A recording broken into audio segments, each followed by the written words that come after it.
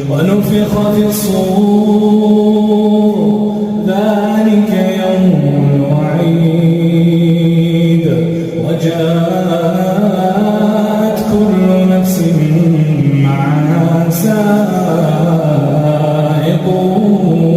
وشهيد لقد كنت في غفلة من هذا فكشفنا عنك غطاءك فبصرك اليوم حديد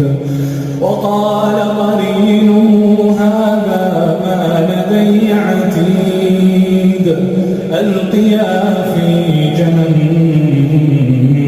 كل كفار عنيد